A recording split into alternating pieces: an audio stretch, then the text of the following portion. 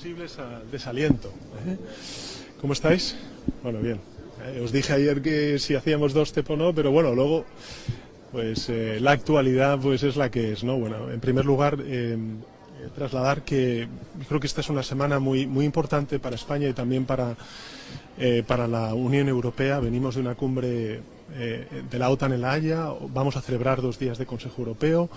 o al menos un día muy largo de Consejo Europeo, donde vamos a tocar temas muy importantes y finalmente a partir del próximo domingo empieza una cumbre en Sevilla de financiación al desarrollo y por tanto un mensaje claro de compromiso al menos de España y de muchos otros países con el orden multilateral y con la financiación al desarrollo de todos aquellos países que necesitan recursos para hacer frente a sus desafíos como el cambio climático o la lucha contra la desigualdad. Pero antes de hacer un breve repaso de ello y a la espera lógicamente luego de la rueda de prensa después del Consejo, sí quisiera recordar y honrar la memoria de las 5 mujeres y del niño que han sido asesinados en estas últimas 48 horas, producto de la violencia machista, de una violencia estructural que desgraciadamente sufre nuestra sociedad y cuyo desgarro con los familiares de las víctimas y con las víctimas el conjunto de la sociedad española, estoy convencido, la mayoría de la sociedad española comparte. Vivimos una emergencia nacional, así tenemos que actuar contra la violencia de género, sobre todo ahora, como nos alertan los especialistas, cuando empieza el verano, y por tanto quisiera expresar todo el compromiso del Gobierno de España y del conjunto de la sociedad española para erradicar esta lacra estructural que tenemos que extirpar, que es la violencia machista. Dicho esto, sobre la cumbre de la OTAN, como dije ayer en la rueda de prensa, manifestar la satisfacción del Gobierno de España, porque hemos logrado un acuerdo en una declaración que fue difícil, pero que logra un equilibrio entre nuestro compromiso como Estado miembro de la OTAN con las capacidades y, por tanto, con la seguridad de la Alianza Atlántica y también nuestro compromiso con la fortaleza del Estado del Bienestar y, por tanto, con la cohesión social de España. Y esto creo que es importante porque la disuasión también es cohesión social. No es solamente gastar más en defensa, es gastar en defensa, gastar mejor en defensa, gastar conjuntamente en defensa y seguir apostando por un modelo social que fortalezca nuestro estado del bienestar. Y por tanto, tengo que manifestar luego, lógicamente, nuestro agradecimiento, el resultado positivo que damos a esta cumbre de la OTAN y, desde luego, el compromiso del Gobierno de España con cumplir con lo acordado en esa declaración y, por tanto, con las capacidades que se exijan por parte de la OTAN, en este caso España. En segundo lugar, hoy hay muchos temas en el Consejo Europeo, pero sí quisiera, por ser breve, centrarme en uno, que es el informe que se elevó a los ministros y ministras de Asuntos Exteriores por parte del relator de Derechos Humanos sobre la situación catastrófica de genocidio que se está viviendo en Gaza. Quiero que sepan que nosotros desde España hemos estado siempre, y hace escasas semanas en la Asamblea General de Naciones Unidas, conjuntamente con la Autoridad Palestina, presentamos una iniciativa que fue apoyada, avalada por la mayoría de países de la Asamblea General de Naciones Unidas, instando a 3 cosas. La primera, al cese del alto el fuego, por tanto, de cualquier tipo de guerra. En segundo lugar, de acceso inmediato y urgente de ayuda humanitaria, pilotado, coordinado por una autoridad independiente, en este caso UNRWA, Naciones Unidas, y finalmente seguir caminando en la idea de la solución de los 2 estados, porque no hay otra alternativa. Esa es la alternativa si queremos ir a las raíces del conflicto y superar y dar una solución a este conflicto. En ese contexto, saben ustedes, sobre todo los españoles deben saber, que la alta representante, para entendernos coloquialmente, la ministra de Asuntos Exteriores a nivel europeo, lo que era antes Josep Borrell, pues se hizo eco de un informe del relator de Derechos Humanos donde hablaba de que Israel podía estar violando el artículo 2 del acuerdo de asociación que tiene la Unión Europea con Israel relativo al respeto a los derechos humanos.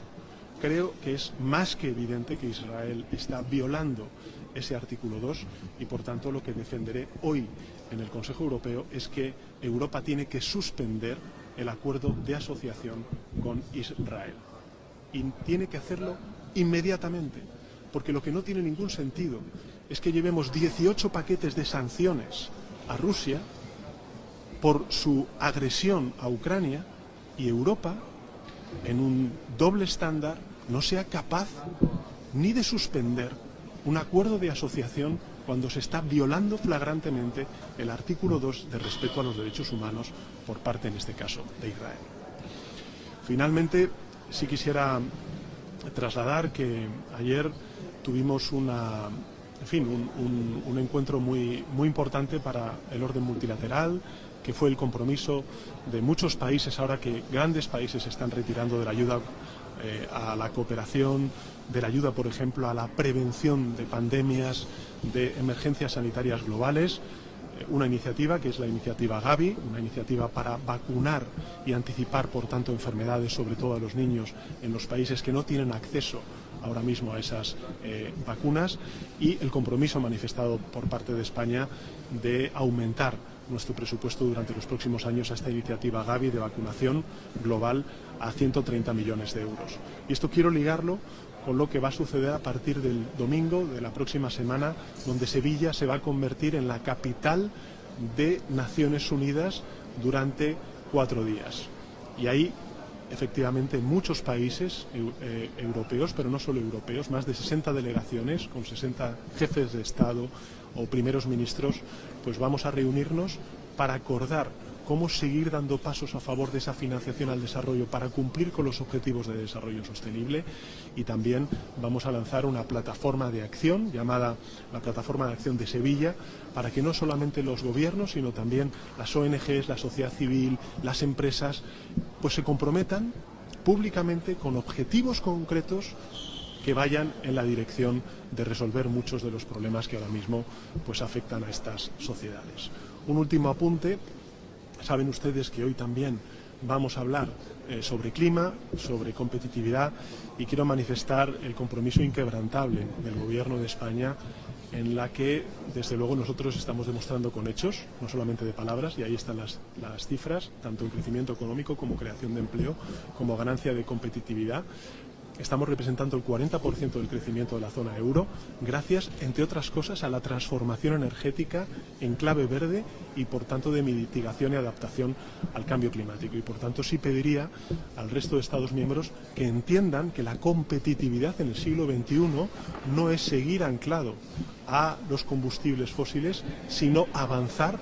en la transición energética, en las energías verdes, en definitiva, en todo aquello que concilia el sostenimiento de la salud del planeta con la competitividad y la reindustrialización de nuestra economía en clave verde. Bueno, muchos temas, yo creo que todos muy importantes, y desde luego, bueno, pues vamos a tener otra semana intensa, y yo creo que además muy fructífera, con la cumbre de Naciones Unidas para el desarrollo en la ciudad de Sevilla. ¿Le preocupan las amenazas de Donald Trump con los aranceles a raíz de la cumbre? Mire, primero, lo he dicho antes, España es un país, y esto es lo que ayer acordamos, un país solidario, comprometido con los Estados miembros de la Alianza, pero también soberano. Y ese es el equilibrio que encontramos en la declaración que acordamos los 32 Estados miembros de la Alianza Atlántica, incluida también Estados Unidos. Nosotros vamos a cumplir con nuestras capacidades. Las Fuerzas Armadas Españolas, el Ministerio de Defensa, nos dice que las capacidades acordadas hace 20 días, el 5 de junio, con la OTAN, representan un 2,1% de nuestro Producto Interior Bruto, y es lo que vamos a hacer. Y ese compromiso es absolutamente compatible con el compromiso de sostener y fortalecer el estado del bienestar en España. Eso, lo que quiero trasladar es, por tanto, nuestro compromiso, nuestra fiabilidad de que vamos a cumplir con esa declaración y con lo acordado. Y, en segundo lugar, en lo que respecta a las declaraciones del presidente estadounidense, recordar que Europa y el mundo viene sufriendo una guerra comercial, unas medidas tarifarias y arancelarias que calificamos, al menos desde España, desde el primer minuto, como injustas y también unilaterales, que en el caso además de España son doblemente injustas, porque nosotros, si hablamos en términos bilaterales de nuestra relación con Estados Unidos, Los españoles tienen que saber que tenemos un déficit comercial. Nosotros no tenemos un superávit comercial, tenemos un déficit comercial para con Estados Unidos. En todo caso, como dijo ayer el ministro Cuerpo, y yo me hago eco de esas palabras, lo que está claro es que la política comercial es una política que se dirige desde aquí, desde Bruselas. Estamos en una unión aduanera, eso también es la Unión Europea, en un mercado único, y la política comercial, pues evidentemente quien la negocia es Bruselas en nombre de todos los Estados miembros. Desde que se impusieron esas tarifas y esos aranceles, que recuerdo a los españoles, son un 10% a todos los productos europeos, incluidos los españoles. Son un 50% al aluminio y al acero, proveniente de Europa, también de España. Es un 25% a los vehículos que también se fabrican y se producen en Europa, también en España. Por tanto, estamos hablando ya de que se han impuesto tarifas, aranceles, por parte de la administración estadounidense a Europa. Europa desde entonces lo que ha hecho ha sido negociar de manera constructiva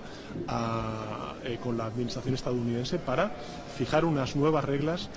comerciales. Y nosotros lo que hacemos es apoyar, en este caso, la Comisión Europea en este aspecto. Pero desde el punto de vista más político, yo lo que quiero trasladar es que España es un país abierto, es un país amigo de sus amigos, y consideramos a Estados Unidos un amigo de España.